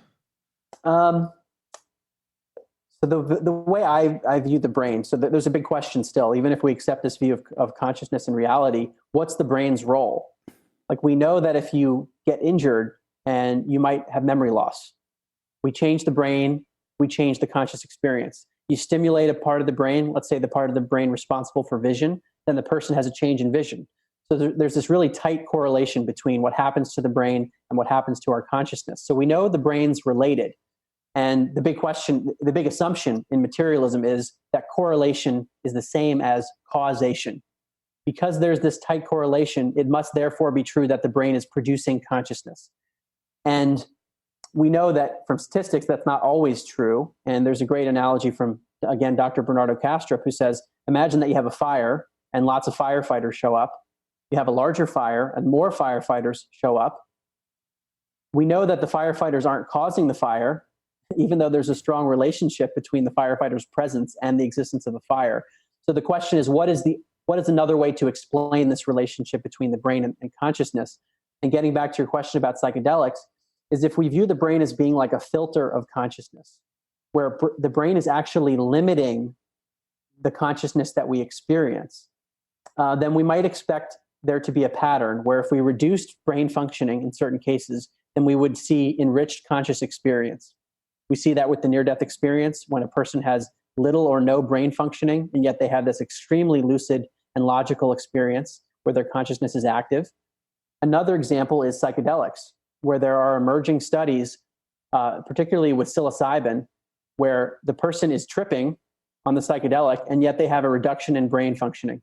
Yeah. So that it fits the pattern of a reduction in brain function associated with heightened consciousness. yeah. Yeah, I think that was quite a surprise to the researchers when they realized that. So if that's the case, then it's quite possible that when you die, man, it's pedal to the metal. People who have had near-death experience, that's what they say, is that the brain is really just limiting our experience. So we've got it all backwards. The brain it's the way I like to think about it is, if consciousness is the sun, then the brain and our thoughts and our feelings and emotions, they're like clouds that are actually blocking us from pure consciousness. And when people get in these altered states, whether it's psychedelics or a near-death experience or other things, they're experiencing consciousness in a richer way. Oh, I've never thought about it that way. So even the people that are having the NDEs and they're astral traveling, they come back, or that oneness, even just the spiritual experiences that could come from normal means, and people come back and say, that was more real than real life. Like, it felt more vivid, and that makes sense because your brain is kind of like that. It's filtering all that. So say a fellow is going to... say, I know a guy who might be eating some mushrooms in the next couple of weeks here. Is there anything he might be able to try that he could try out for us and report back and let us know, like something to test? Is there any way that we could test anything, any of your stuff? Is there, if you had a test subject? It's a good question. My friend is the test subject, not me. Well, my understanding from this is that the intention that is set, the mindset going into it is important for the type of experience that you'll have. So if the intent going in is to try to experience more of the sun, so to speak, more rays of the sun, or if we use the stream analogy, it's like experiencing more of the stream rather than just your individual whirlpool. Maybe that's one way to do it. The issue with a chemical substance is that you sort of lose control. The chemicals are going to change the way your brain's functioning. And I wonder, I think more research is needed on whether or not we can control the experience, and if so, how. We got ground to chaperone. I'm not doing I'm not chaperoning anymore. He's our variable. I get enough on that. Huh. Well, Do you think it is the sun? Because I mean, I really like the idea of the growing Earth theory, and it's got that whole pair production thing. And I wonder if the same process can have something to do with consciousness. I mean, if you can create matter at a energy, then you can probably, the same thing could be what's generating consciousness. I think it needs to be explored. I'm way more open to stuff like that now than I used to be. Yeah. Huh. So, I mean, I want to spend some time on the past life stuff, the kids' past life stuff. Like, that stuff is always fun for me because I had one of my daughters especially talked about, past lives, or she'd hint at past lives or talk about. And the interesting thing with her is it was always like the same sort of people centered around each other. So she'd be like, "Oh, when I was your dad, or when I was your brother, or whatever," So it was interesting, and there's always so many of those stories. Did you have any? What was it like? What was that chapter like? That research in that, because that's the kind of stuff that really blows my mind when you can actually prove or find some proof or evidence of this kid's story. That's some of them are just mind blowing. Could you share some of that chapter with us and what it was like writing that? Yeah, well, actually, when I got into the research on past lives, it was probably one of the first things that I heard about just through podcasts. And it was typically when people were under hypnosis and they would enter a past life in this altered state, and then they would kind of release a trauma. But then I looked into it even further and saw that there was more rigorous research done at the University of Virginia. So I mentioned this before, 50 plus years of research at UVA, their Division of Perceptual Studies at their med school. So this is a very credible institution, which again really shocks people when they first learn about it. And I think you're right. The most compelling cases are the ones where the children have distinct memories that can be verified or validated by historical or medical records. So there are a few cases that Dr. Jim Tucker, who's taken over for Dr. Ian Stevenson at the University of Virginia, that he's been chronicling. One is a Hollywood extra, a little kid who basically thought he was in Hollywood, and he identified himself in a book, and it was an extra. It wasn't even a star. And they ended up finding the person they ended up finding this person, and the things that the kid was describing were aligned with this person's life. And they actually went back to his house, and he saw his daughter as a little kid and basically said the daughter had changed because he was thinking of himself as the father, even though he was this little child. Wow, that's crazy. I remember the one about the airline. I think there was like a kid that was an airline pilot, and then when they looked back, they found out all the information about the crash and the pilot and all that. Yeah, that's interesting. Yeah, it was a World War II pilot, and the kid, his name was James. He would take little toy airplanes and smash them into the coffee table. And Jim Tucker at UVA, he said when he went to the house, he saw the indentations on the table. And James would say, like, airplane crash on fire, little man can't get out. And they ended up finding the exact person that he was referring to. It was a single plane that crashed during World War II. Yeah, that's crazy. It almost proves reincarnation. Hey, some of that shit's just like, I don't know. Well, and then you get into the whole, like, did we go up there and plan our next life out? And did we, is this life an agreement or? Yeah, that's what I was going to mention when I was talking about my daughter's experiences, is that, it was always the same sort of people in the group. So it's like, you're a group, you're a soul group kind of going on it's like you meet up with a bunch of people and go to the amusement park together, but instead you go on this crazy fucking ride called life for a couple of decades, or a couple of generations, or whatever the fuck, however it works, who knows. But I always like that idea of the soul grouping and stuff like that, because it seems like you would learn more that way. Maybe not. I could see an argument for both, actually, but. Yeah, to me, there's a lot of strong evidence that reincarnation does exist. And there's also research at the University of Virginia where the children have birthmarks and physical deformities that match the way in which they describe dying. There's actually a physical transference of information or something like that. So I'm convinced, that the evidence for reincarnation is strong. So if we accept that reincarnation is a real thing, then Is it just a random process, or is there a system behind it? Yeah. And I have a hard time thinking that it's just totally random if it exists at all. Now, what that system is, I don't know. Yeah. Yeah. The other thing I liked about It's DOS based. Darren's stuck on the digital simulation kind of thing and all that, and it's that's an interesting way to go as well. I mean, we can almost get into some of that later on about, you know, you do have a chapter in there about the technological aspects of that with Kurzweil and these guys. But before that, the other thing I liked about that is the amount of quotes you included from prominent scientists. I mean, when you start looking at all these quotes as well, it makes you wonder how we ever ended up in this materialistic paradigm. I mean, a lot of the top scientists in our past weren't really so rigid materially. And now, you know, I mean, that gets into the whole, I'd like to ask you about the intention behind that and what you think is why we ended up here as well over the last couple hundred years. Well, it was really important for me to show those quotes, both for my own peace of mind to say that I put the best stuff forward, but I think also for the readers, it's important to see that much credibility from people like Max Planck and Erwin Schrödinger. These are big names. And even people like Brian Josephson, a Nobel Prize winner in physics. He's still living. He says he thinks that telepathy is real and that quantum physics will help us understand that it's real.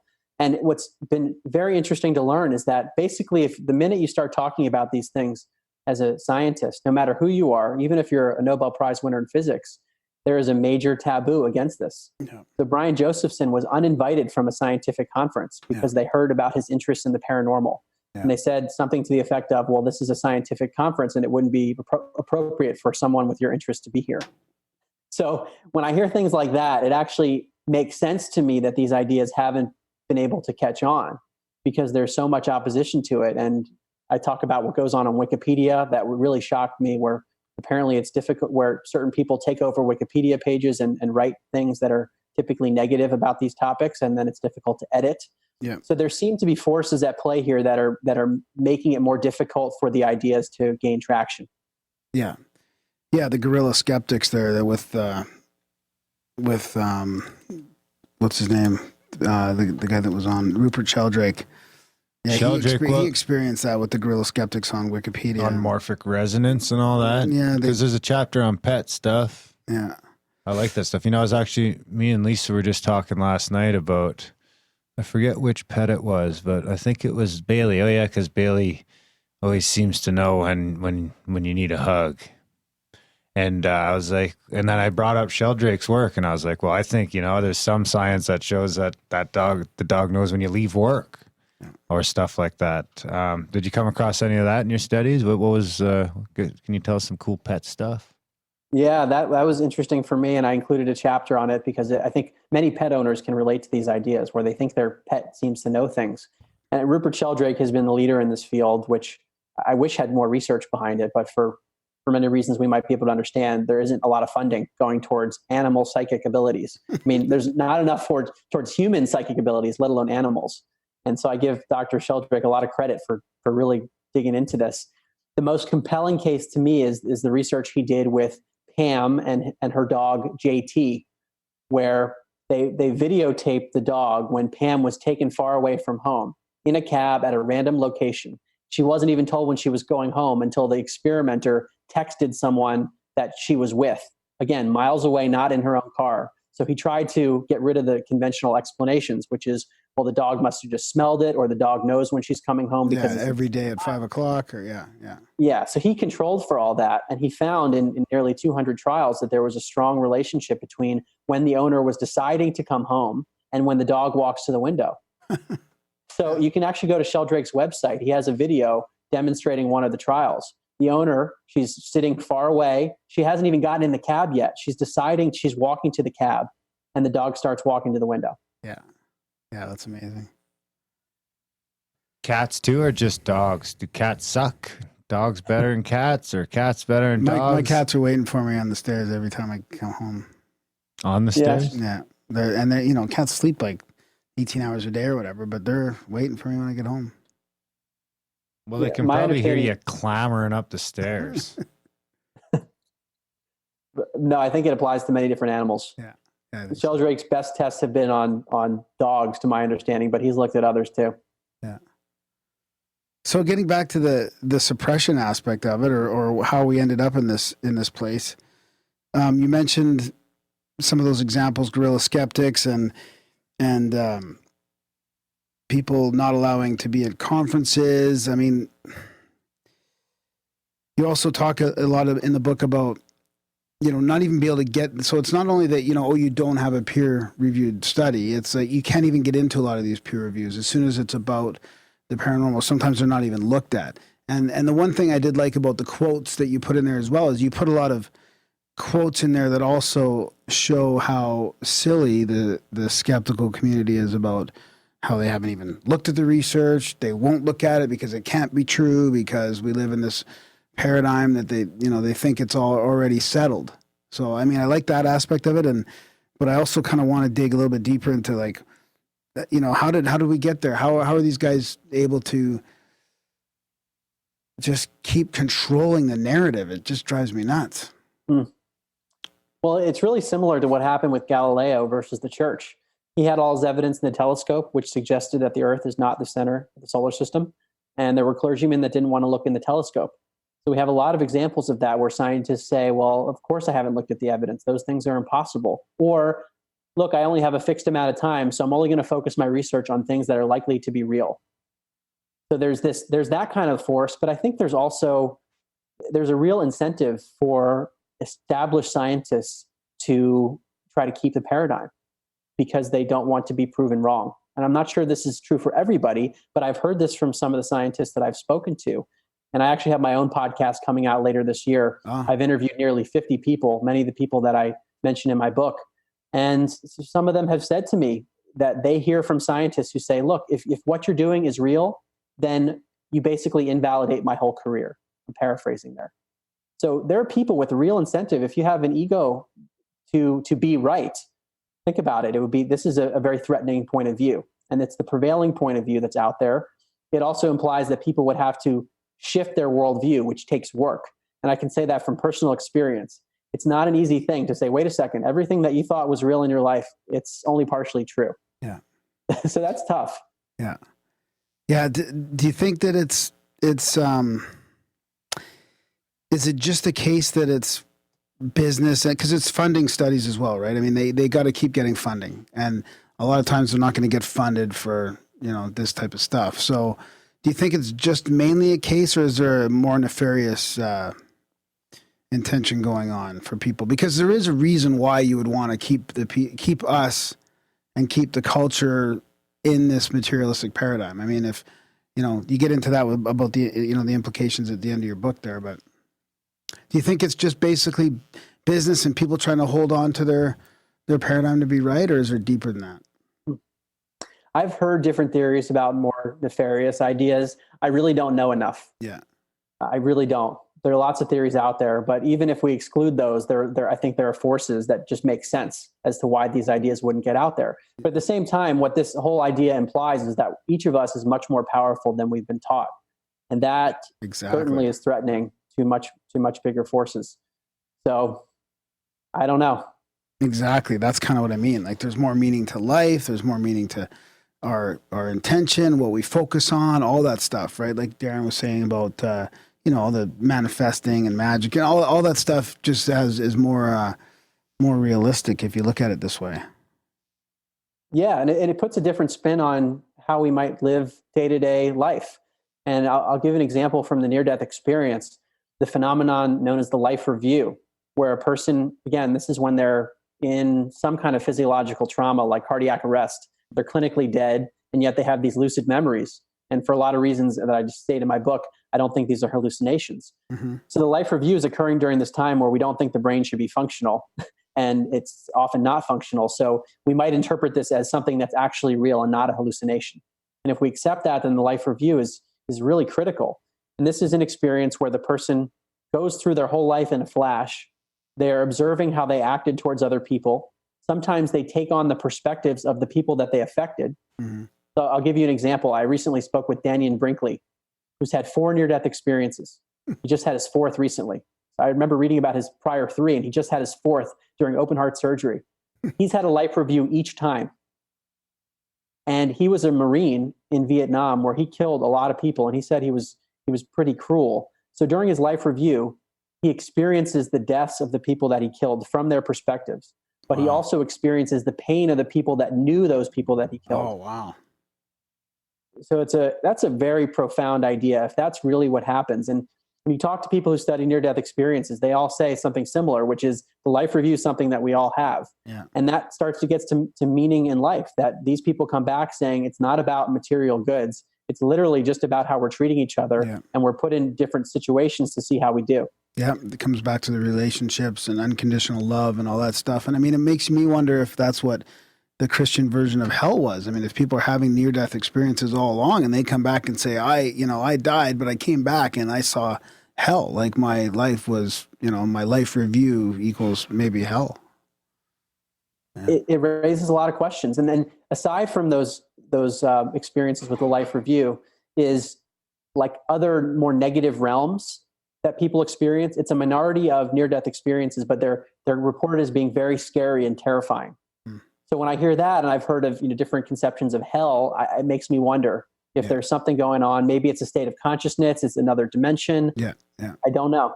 Yeah, that's super interesting. Yeah. I like Superman's quote that your biggest fear in life shouldn't be failure. It should be succeeding at things that don't matter. A good way to look at it. Yeah, I'm more and more, I'm thinking that it's all about relationships and being kind to each other and being kind to people and communicating properly and service, being of service. Yeah. And if you do all those things, I mean, that's when everything else seems to start to work out, I think, too, right? I mean, in most cases. I mean, I think you get some cases where maybe it doesn't, but I'd like to think those are rare. Yeah, I mean, what people typically talk about from the life review is not only relationships that are important, but the intent behind the actions, typically as they relate to relationships. But it's the intent that goes into things. So talking to Danny Brinkley was really interesting because for him, the life review started at the beginning during each near-death experience. So he had to relive things 4 times, but because he was older, he got to relive new experiences that he hadn't in the prior life reviews. So I asked him if things have improved, and they have. I mean, he now volunteers in hospices. His life has changed dramatically, and he experiences also the joy that he brings to others when he's in the life review state. Yeah, that's really interesting. Yeah, it's kind of like, what the Buddhists say too about that. About don't be evil. Yeah, being of that's service what Google and all that. says, but I don't believe them. So what about this? What about the Kurzweil and these guys and the singularity and the people that are more like, the technology is gonna assist in our evolution or our spiritual experience, and like, are they going along the same lines as the materialists? Do they not realize that yet that consciousness is outside, or are they using that to further the technology? Do you know what I mean? Yeah, when I hear about AI, it's typically, I think there's typically a materialist assumption that underlies what people are talking about, because they say there's this idea that we can make a computer complex enough to the point that consciousness suddenly emerges. Yeah. And a great example of that is the show Westworld, where the machines reach a certain level of complexity and all of a sudden they have memories and then they start taking over, and it's this like apocalyptic scenario. That assumes that consciousness can be produced by this machine. Yeah. That's the way I interpret it. So I think AI definitely could be dangerous, but to me, it's more about the way we program the machines. It's about the consciousness of the programmer. And that's actually something that Federico Fagin, who is one of the original inventors of the microprocessor, he is saying this idea that consciousness is primary and that we need to rethink AI debates. And it's not as much about the AI itself, it's more about how we program the AI. What I've heard, that's what that, was he the guy, was that the same guy that was on Rogan recently? I'm not sure.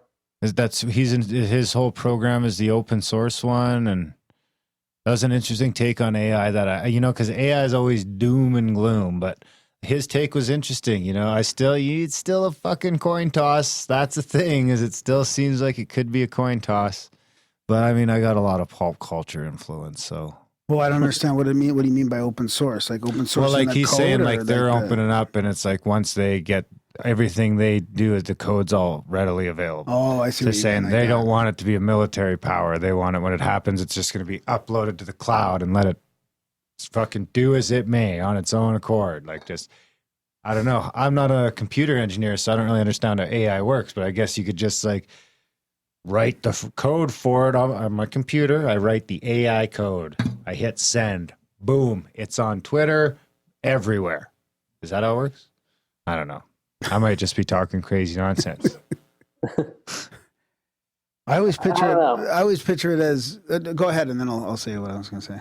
Yeah, to me, what needs to enter the debate, I think, is the question of consciousness. Can we create consciousness from a machine? That question is often not even asked. Right.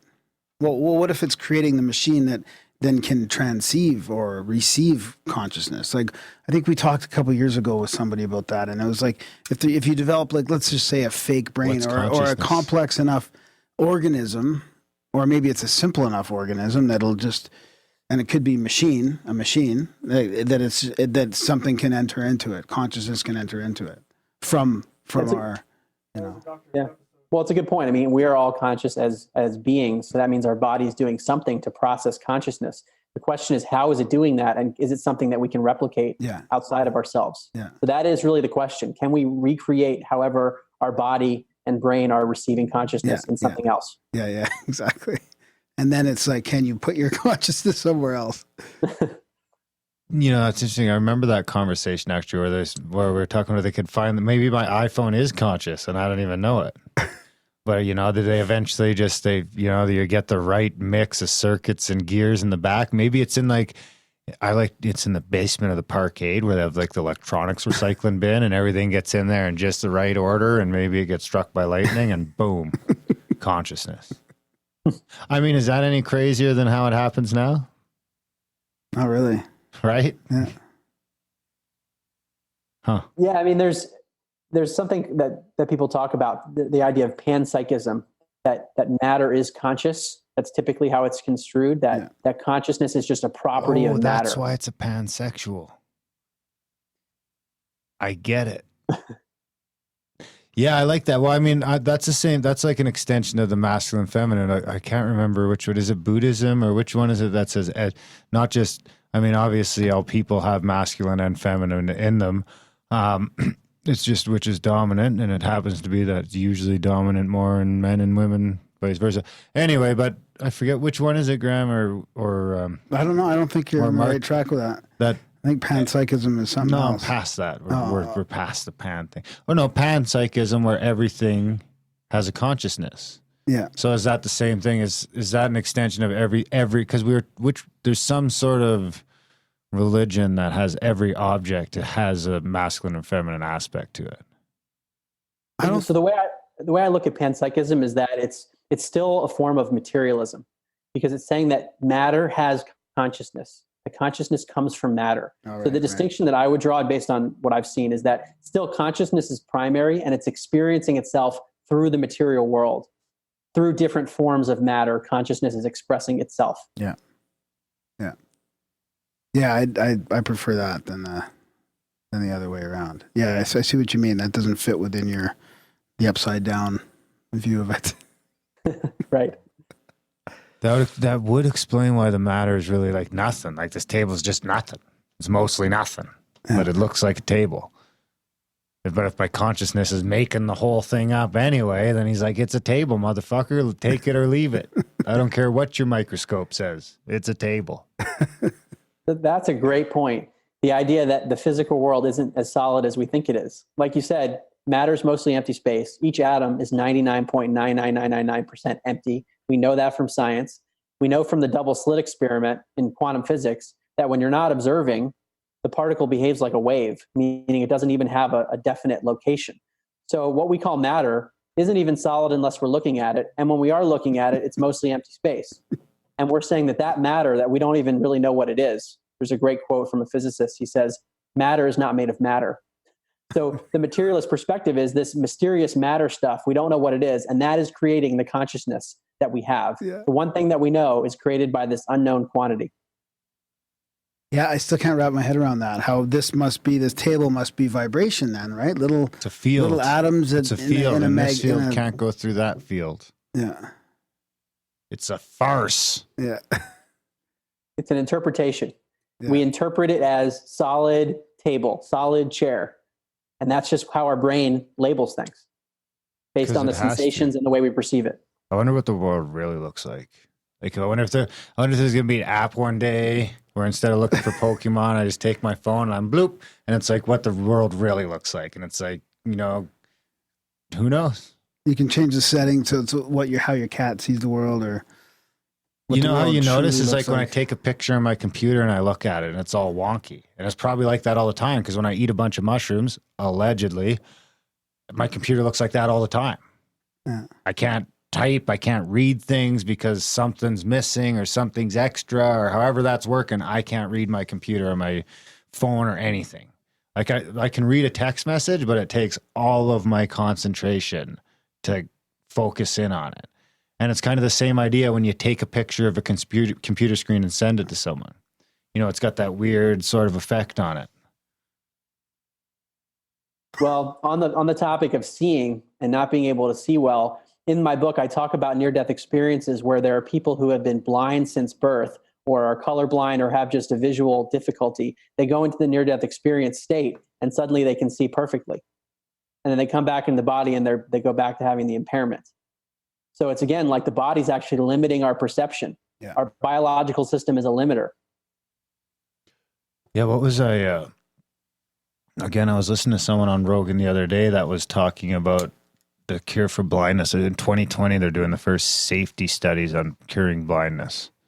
I'd be interested in knowing what exactly the science behind that is. What are they doing? Are they, you know, maybe it's as easy as shutting something off.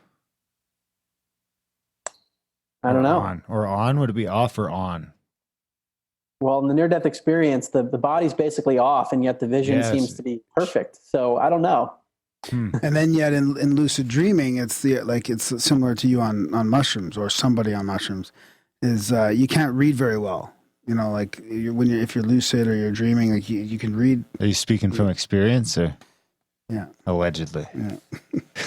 So let's get into the implications. Like the last part of your book is, you know, talks a lot about all the different implications, and you answer a bunch of questions in there. And you want to get into that part of it? I mean, I think that's pretty important. Is it any more hackable this way? How can I cheat? How can I game the system? Just more love? Think about more love? Love more? I think that seems to be an important theme, but from maybe a more practical standpoint of doing day-to-day activities and enhancing intuition. I think looking at the U.S. government's program with remote viewers where people could see things that were far away without seeing it with their eyes. So sort of like accessing a distant part of the stream with your mind. What Russell Targ advised his subjects to do was to quiet their monkey mind, essentially go into a meditative trance-like state and allow information to come in. So it gets back to this idea of the sun and clouds. We can enhance our intuition and these abilities for day-to-day activities, seemingly by entering these meditative states where we quiet the mind. Yeah, that totally makes sense. I'm not good at that. No, I'm not good Actually, at I did my either. first little meditation yesterday. I think I did okay. That's good. But it has to be guided one. Yeah, It's like making that weird noise, like meow, wow. I did okay. I think I lasted 10 minutes. I didn't fall asleep. That's good. Good start. Do you meditate, Mark? Do you have any practices like that, or? I do. I'm also not the best meditator. I think flotation tanks, sensory deprivation tanks, those are great. Yeah. Because you have no light, no sound. Even if you're sitting there thinking, at least your brain is getting to rest. And I find that when I float, I do get some good creative insights, or I'll just get clarity on things that I wasn't sure of. Yeah. Yeah, quiet down all that other sensory noise. Yeah, I agree. So I haven't floated in a while, actually. Yeah, you should try again. It's been a while. He just plays around in the float tank. Sometimes. It's always fun, though. What about implications for our culture that if we all because if we keep going like this, I mean, really we are winning the battle against materialism, I think. I mean, I think they're grasping on, and I mean, these institutions, academia, they're holding on pretty strong, I think. But I mean, I believe that the skeptical community doesn't really have as much of a leg to stand on anymore. And I do think things are opening up because we have these conversations now. People can share the stories. So what's it going to be like when the culture in another 5 or 10 years, like you said, it shifts over to the other side and this becomes our reality? It's really a shift in identity. The materialist perspective is that our identity is our body, and the consciousness we have comes from our body, specifically our brain. Whereas this other paradigm is that our identity is our consciousness, and we're experiencing the physical world through a body. And that even more than that, we're connected. We're interconnected. We're entangled, to use the quantum physics term. We're all one kind of thing. Yeah. Right. We're all part of the same stream. Even though we might have different whirlpools, we're connected as part of the same stream. So the implications here are that we are not finite beings. In other words, this life isn't it. And we're not separate. Whereas most of, I think, mainstream society today is based on this assumption that we are finite and separate beings. And that, to me, creates incentives that are much more individualistic and in many ways selfish. And it's actually rational if you think that we're finite and separate beings. But if we're not finite and if we're interconnected, then the treatment of others, like we talked about, that becomes really paramount. So things like altruism, where you want to help somebody else, that actually becomes like a form of selfishness because you're helping yourself if we're just the same one mind, as Schrodinger said. So to me, when we look at the world's problems, whether it's political or violence or anything, those problems stem from a metaphysical belief in materialism that we're finite and separate. Mm-hmm. And if we shifted that belief system, I think many of the problems we see would start to shift. So to me, it's about getting to the core cause of the problem rather than fixing individual symptoms of political leaders or individuals who are violent. Those to me are just symptoms. Yeah, I agree. If we all realized we were connected, that would make a big, big difference in how we treat each other, you know? Yeah. Huh. It's what people say after the life review. And what they tell me is, look, you don't have to have a near-death experience to go through this. You can learn from what we've been through, that all that matters is about how we're treating each other in life. So for those people, it's just so real that they don't even deny it. But for the rest of us who haven't had that experience, it can be difficult to relate. Yeah. So you think we'll get there in 5 or 10 years, or what do you think about the time frame of that? It really depends on who you ask. So yeah, totally. Going through some of my interviews for my podcast, and one of the guys I interviewed, who's been doing this for a long time, Dr. Jeff Mishlove, I asked him about that, and he's seen this for decades, and he's seen the difficulty of how difficult it is to gain traction. So I think he's a bit more pessimistic. Yeah. He said closer to 200 years before this is mainstream. Wow. Well, it'd be dead by then. Wow, that's crazy. I wouldn't think that at all. But I mean, it could be. But I mean, the dominoes seem to be lining up. Sometimes it seems like it happens quicker. If one starts falling, then they could all go a little quicker, but maybe not. Well, I hope so. I wonder if they were saying that, like, I could picture them saying that in like 1200. We got these motherfuckers. Well, it reminds me of the whole UFO field too. I mean, the people have been pushing for disclosure for like 60 years, and everybody's like, "It's going to happen. It's going to happen." And then decades go by, and it doesn't seem like much changes. But that, as well as a lot of the other stuff we talk about on the show, does seem to be changing and does seem to be opening up. I mean, the government's admitting, like, these programs like you're talking about are, well known. People know about Stargate and the remote viewing and studying the UFOs. Even all that stuff seems to be seeping into our consciousness. I mean, we can talk about this like way easier than we did 5 years ago. So, well, I think the fact that I could even write this book, that someone like me who just works in business was able to write a book with 700 some citations. Yeah, that says that there's a ton of evidence coming out from credible places. And there was also an article that I mentioned in the book that came out in 2018, published by the American Psychologist, which is the official peer-reviewed journal of the American Psychological Association, that does a meta-analysis of many of the psychic phenomena and shows a real statistical effect. Yeah. The journal approved that article. After all these decades of controversy, they still approved it in this mainstream journal. So that, to me, is a really big shift. Yeah. So, what are some of the other guys you've or scientists that you've interviewed on your podcast, and what's your plan with that? Well, the plan is hopefully to release it later this spring, and the format will be twofold. One is just the raw interviews, sort of like what we're doing right now, and the other will be a little more creative, where it's a conversation between me and my producer. And my producer works more in the sports area of media, so he's kind of playing the layperson that's just being introduced to this, and we take clips from my various interviews. So an entire episode might be focused on near-death experiences, and it's me and my producer speaking, but we'll use clips from people like Dr. Eben Alexander or Raymond Moody or other people that have had these experiences. So it's each episode centered on a topic, and we take multiple sources that we incorporate. Okay, nice. I'm the lay guy around here. So would that whole, like, let's say you interviewed like Mishlove, and would you do something with that whole interview then, or would you just take bits and pieces of it and put it into your show with your producer? Like, would it be two separate things? So the full length interview will be available. Yeah, that's awesome. For the show, the shorter show where it's just me and my producer, we might take a few clips. That's great. So you've launched, or you've recorded a lot of these, and you'll launch in a couple months, or? I've recorded about 50, and we'll hopefully launch in the next few months. That's great. I just, like I mentioned, Daniel Brinkley was a great interview I did recently. I also interviewed Russell Targ, who was one of the laser physicists that ran the Stargate program. Yeah, that's fantastic. Did you, what's it called? What's it going to be called? TBD. We have not figured it out yet. We haven't finalized the name. Okay, TBD, okay. You're going to, for sure, you'll have to touch base with us, and when it does come out, if you need any help or anything like that along the way, we don't know much. We still fuck it up 5 years later, but we try. We're always trying new things. We can tell you what doesn't work. Don't do value do a great job. Don't do value for value.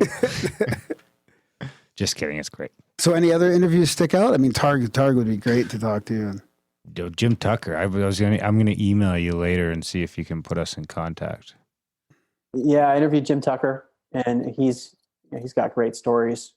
Children who have past life memories. But it's just interesting talking to people that do this for a living, where they've spent their whole career studying these effects. Exactly. To them, it's not even a question. In most cases, of course this is real. I mean, if you're Russell Targ and you've seen people remote view everywhere, where you're just given a longitude and latitude, and the person's going into a trance and drawing it out repeatedly, it's not a question about whether these things are real. And it's so interesting to hear that versus some of the skeptics or some of the mainstream scientists who say things like, there is no evidence for ESP and it's not even a controversy. I quote that in my book. It's unbelievable.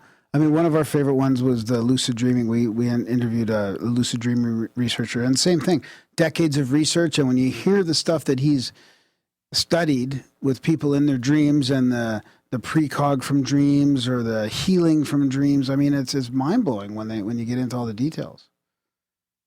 It's mind-blowing, and it's just not being studied enough by the mainstream. And so going back to Jim Tucker and children who have past life memories, that's important, I think, for medicine too, because if some of these children have birthmarks and physical deformities that are aligned with this alleged previous life, if that's a real thing, then it implies that there's something medicine's totally missing, because medicine says that there are two factors that affect our physical form. One is genetics, and number two is our environment. There's nothing else. Here, there's something else that the researchers are calling a third factor that affects our health. Think about what a big deal that is if we're missing an entire factor. Even phobias. I mean, even for psychology. And phobias, I mean, the past life healing and the regressions, there's a couple different people that have their own protocols and all that, and sometimes it might be a 3 or 4 hour session, but just the act of acknowledging you've had a past life and what happened brings this healing for people. It's unbelievable. I remember the early days of my research, I heard a woman named Myra Kelly on Laura Powers' Healing Powers podcast. And she was a corporate attorney, I think, had a very conventional job. She got really bad TMJ, horrible jaw pain, and she was going to have to be operated on by Columbia Med School or dental school. They couldn't figure out what was going on. She didn't want to have surgery, so she decided to try past life regression. And I think the first time she did it, nothing happened. But the second time, she had a flashback to being a slave in the South, wearing a chain on her neck, and it was rubbing up against her jaw in the same place where she currently had the TMJ issues. And after that hypnosis session where she had that memory, it like cleared the pain and it went away. Yeah, isn't that crazy? Yeah. Yeah, it's somehow the act of just recognizing that is the healing. That's all you need. It's not like you have to do a bunch of work after that. Sometimes it just happens. Acknowledging it. Yeah, yeah. Like that. We should do it. I had a bit of a past life, and I was like, I think like a Templar or a Knight or something, and the year like 1110. And I think I had a sense that it was my that was my shield arm, and that's why I had this chronic elbow injury. Like I broke it when I was 5, and it's just been bugging me through my life. Now it's better? Yeah, no, it's not better. No, it didn't. It never really healed. That's the problem. I never really thought about that. Tough one. Yeah. I thought it's supposed to heal when you do that. I know. That's, yeah. Well, because I broke it. It's physically stuck, right? It's not going to ever heal. There is no physically stuck. Yeah. There is no physical.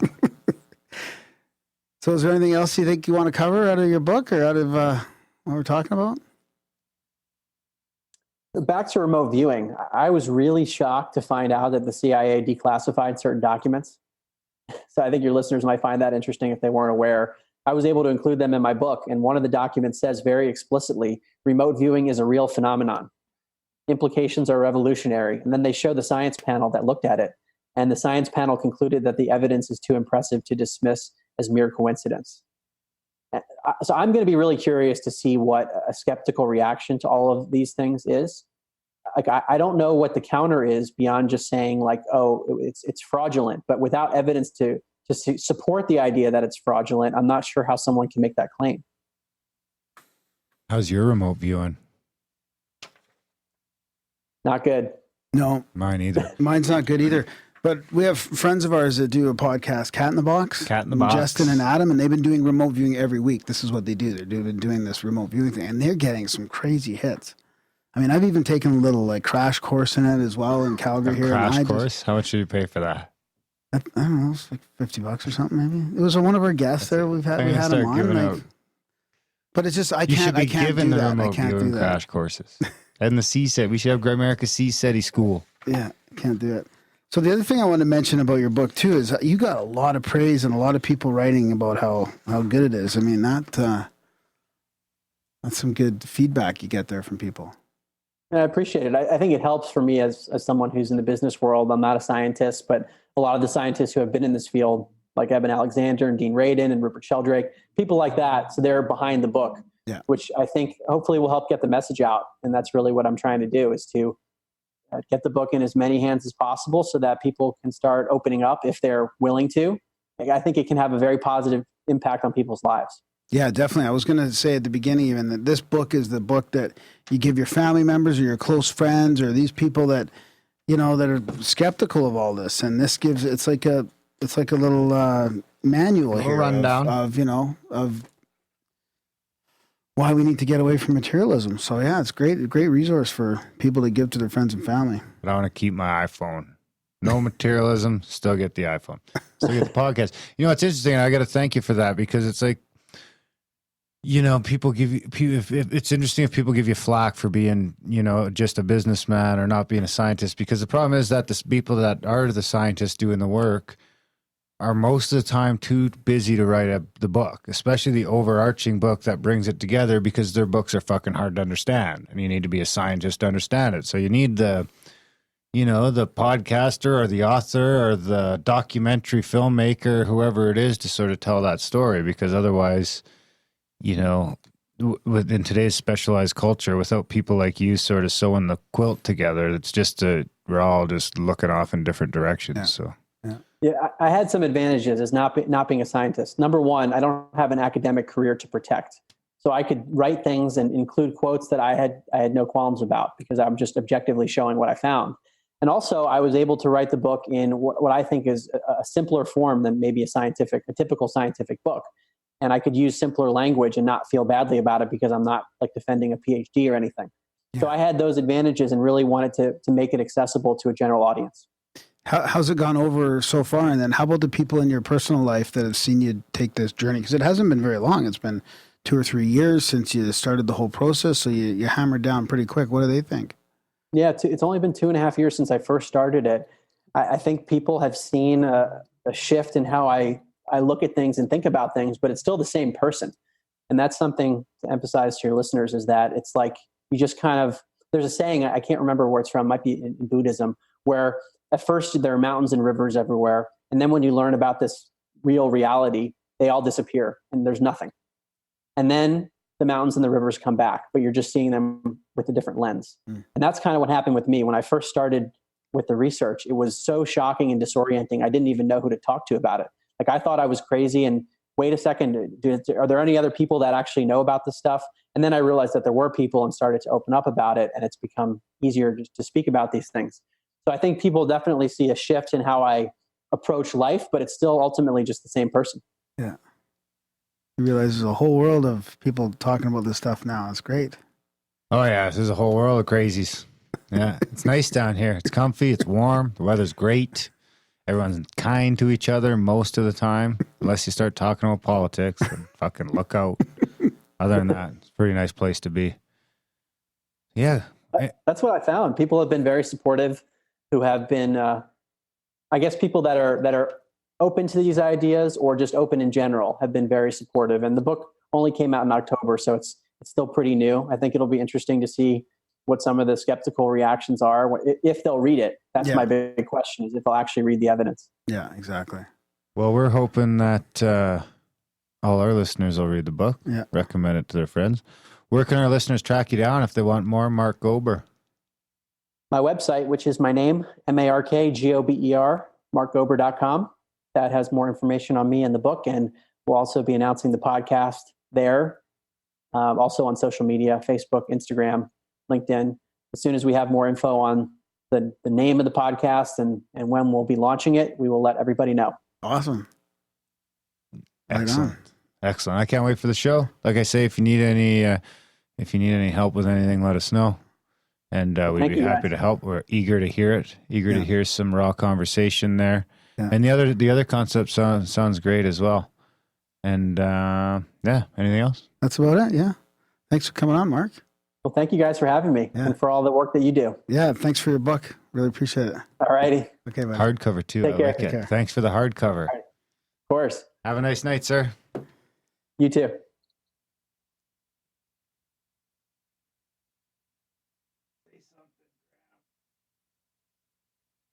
And that was our chat with Mark Gober. What'd you think, buddy? I think I need a fucking mouse. I think I need a mouse. Yeah, it was good, eh? Yeah, yes. It's like I'm not being silly. I'm being serious when I say this is the book you hand to people that are really not sure about materialism, or they don't want to go down that rabbit hole. I believe you. Yeah. I believe you. I'm actually going to check because it's a good read. You know what's funny is, like, I just actually figured out who we were having on the show like a few minutes, well, not a few minutes, probably around this afternoon. I had a different guy. It was oh boy, here we go again. It was a forensic geologist. Oh, huh. Jesus. And then I was like, and then I double checked. Yeah, it's a good thing somebody's paying attention. I was like, oh, I had all this geology stuff lined up, and then right at like 3 PM, I was like, holy shit, I got this totally backwards. Yeah. So, but yeah, great chat. Wonderful. Yeah. It reminds me of the books. So just to put it in comparison, you remember Fringeology when it came out? Do you remember that one? That was we got that on the shelf. Possibility in this genome. I don't know if we have it on the shelf anymore. We might. And then like Alex Tsakiris' book, Science is Wrong About Everything. And there's a bunch of books that are like this, right? This is a good, thick, comprehensive resource. Failed was feeling down today, so I promised him if he showed up to the live stream, I'd flash a nipple. Yeah. Or was it your tattoo that you're flashing? Your sigil. Is that your? Is it a sigil? It's a good sigil. Family sigil. Can that still get you in trouble? No, these sigils don't always get you in trouble. Sometimes they're really helpful. Really? Sure. That's good to know. So yeah, that was great. Big thanks to Mark for coming on the show. Thanks for the hard copy book. You don't get a lot of hard copies these days. always like a hard copy book. We can even keep this for quotes because there's a million awesome quotes from scientists in here. But you know what the best part is? There's no jacket. I took it off. I have the jacket. I hate jackets. I take them off. But sometimes you take the jacket off and there's nothing on the cover. Yeah. And it's like, what the fuck? Then you're really in trouble. Anyhow. So, what else? That's it. That's about it. Yeah, it's a good chat. Big thanks to Mark for coming on the show. Buy his book. Check out his website. All that fun stuff. While you're there playing around on the internet, head over to grimerica.ca/support. Sign up for a monthly on PayPal. If you hate PayPal, we're on Patreon, grimerica.ca/Patreon. Also on Stripe, grimerica.ca/Stripe. So you have 3 different ways to support the show.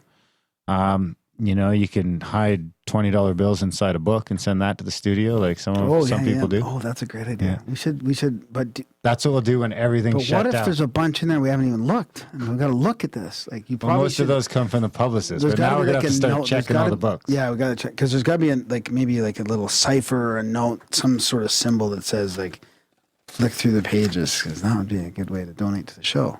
Absolutely. We'll get a favorite book in the mail. That's what we'll do when they shut everything else the fuck down. Yeah. Send the cash hidden in books. Anyway, Grimerica, you got to support the show because most people don't. So you can be part of a very exclusive club of supporters. I think we're about 800 names into the wall. Nice. Now, I thought it was like 340 or 350. Well, that's monthly supporters. Oh, okay. Yeah. Right. So that plus Patreon for the straight, but for the wall, I'm doing the one-timers too. Right. So we're at like 800. Yeah. So there's about 311 names left for the Wall of Fame. And you just support the show not because of the wall, just because you like the show. Just support the show so that we can still have the show and not get kicked out in the street. We made rent 2 months in a row. Woohoo. Let's go for number 3. We have some other surprise expenses that have come up. So yeah, listen to the intro for all the other stuff like Contact at the Cabin and reviewing the show and all that good stuff. That's right. Most of all, have a good weekend. Sure. Thanks for listening, and we will see you next week. It was a plain old day. It was a plain old day. Just sipping on my lemonade. And also chilling in the shade. Waiting for that day that I get paid. On the rock and roll jukebox. The rock and roll jukebox. That's me on the rock and roll jukebox. But maybe I should take my dreams out to the curb next to the trash. Nostradamus, you fit right in there with the prophecies of Nostradamus. Lottery ticket, the lottery ticket. Lottery ticket, the lottery ticket. You feel me? Can you feel this? Can you feel this? Broken heart. Broken heart. You use too many plastic bags. You use too many plastic bags. Second verse, there's some more important matters at hand. Like earlier in the first verse when I said I was chilling in the shade, sipping on my lemonade. That was a flat out lie. Actually, the time being, it's the dead of winter. I saw the greatest minds of my time black out in the media buzz. Can you feel this broken heart? You use too many plastic bags. You use too many plastic bags. You use too many plastic bags. Please don't tell me that our future is as bleak as it's seeming. All you beautiful minds out there, keep on dreaming with meaning. Can you feel this?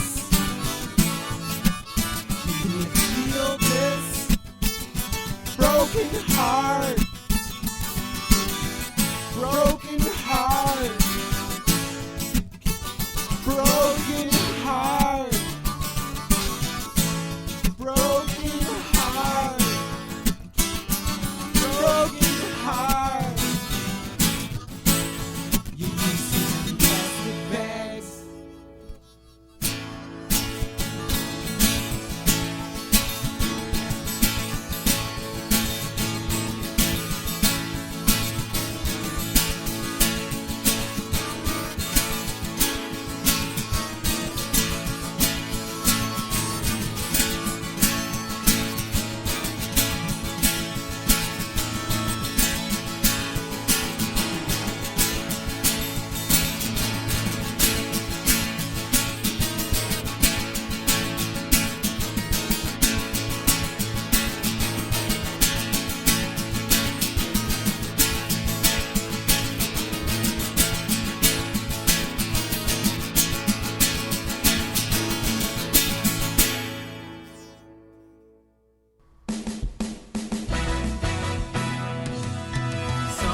they're like coast to coast, but on demand. Raw and uncut interviews, and all without no ads. One says false and one says true, and the rate your synchros too.